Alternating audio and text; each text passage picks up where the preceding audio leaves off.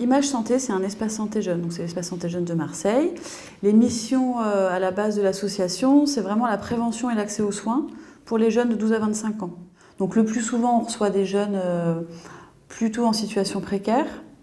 Alors quand je dis précaire, ça peut être en situation de rupture familiale, en décrochage scolaire. La cible vraiment de l'association, c'est les jeunes, ce sont les jeunes. Bonjour Baski, ça va? Tu vas bien? Oui? Je te présente Sophie. On va aller dans un bureau en bas. Ok?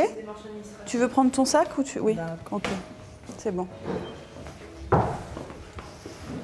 Combien il y a de mineurs isolés étrangers à Marseille? Je ne sais pas précisément parce qu'on ne les reçoit pas forcément tous. En fait, historiquement, on a mis en place une consultation médicale spécifique pour eux il y a quelques années. On estime qu'il y a entre 50 et 100 jeunes à la rue. Alors c'est peut-être un peu moins en fonction des périodes de l'année. Enfin, la question urgente devient l'hébergement et l'alimentation, parce que parfois les jeunes se présentent, ils n'ont pas mangé depuis plusieurs jours, ils sont à la rue depuis plusieurs semaines, voire plusieurs mois. On voit, nous, leur état de santé qui se dégrade.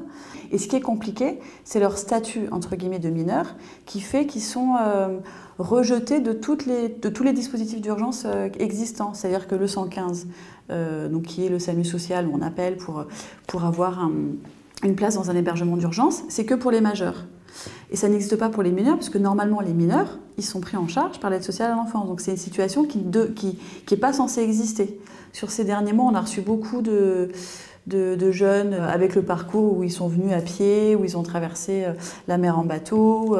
Voilà, il est arrivé à Marseille avec 2 mois de parcours en errance à la gare. Et là, même s'il est hébergé depuis une semaine, en fait, il est hébergé chez une citoyenne qui a bien voulu le prendre chez lui pour pas le laisser à la rue. Ce n'est pas encore un hébergement officiel.